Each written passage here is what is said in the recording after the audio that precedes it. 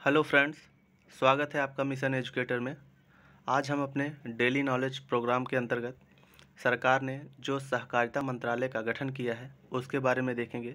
तो शुरुआत करते हैं, यह चर्चा में क्यों है। हाल ही में केंद्र सरकार द्वारा सहकार से समृद्धि यानी सहकारिता के माध्यम से समृद्धि के दृष्टिकोण को साकार करने और सहकारिता आंदोलन को एक नई दिशा देने के लिए एक अलग सहकारिता मंत्रालय बनाया है।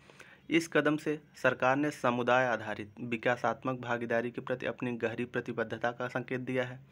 यह वित्त मंत्री द्वारा वर्ष 2021 में की गई घोषणा का भी परिणाम है। क्या हुआ, वित्त मंत्री जी ने 2021 के बजट भाषण में नए मंत्रालय सहकारिता मंत्रालय के गठन को मंजूरी देने के लिए वादा किया था, तो उन्होंने अपना वादा पूरा किया है। इसके प्रमुख बिंदु को देखें तो सहकारिता मंत्रालय का महत्व क्या होता है। यह देश में सहकारिता आंदोलन को मजबूत करने के लिए एक अलग प्रशासनिक, कानूनी और नीतिगत ढांचा प्रदान करेगा।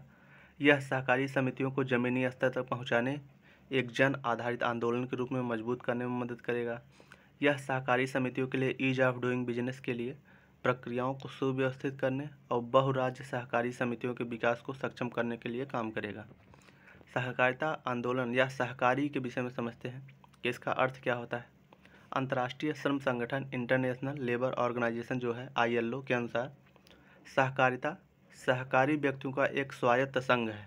सहकारी व्यक्तियों का एक स्वायत्त संघ है जो संयुक्त स्वामित्व वाले लोकतांत्रिक रूप से नियंत्रित उद्यम के माध्यम से अपनी सामान्य आर्थिक, सामाजिक और सांस्कृतिक आवश्यकताओं तथा आकांक्षाओं को पूरा करने के लिए स्वेच्छा से एकजुट होते हैं।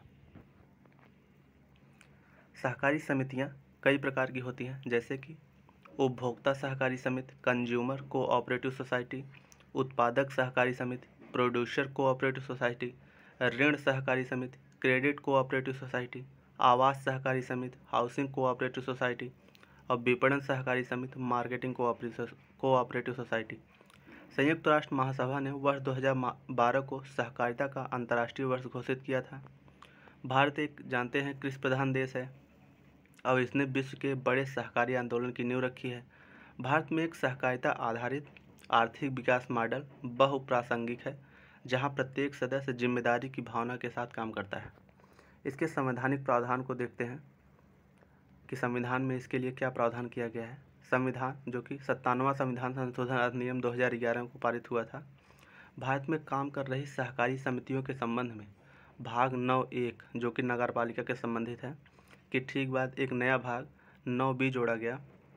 संविधान के भाग 3 जो कि मूल अधिकारों से संबंधित है के अंतर्गत 19 क्लॉज 1 सब क्लॉज C में यूनियन और एसोसिएशन के बाद सहकारिता कोऑपरेटिव शब्द जोड़ा गया है।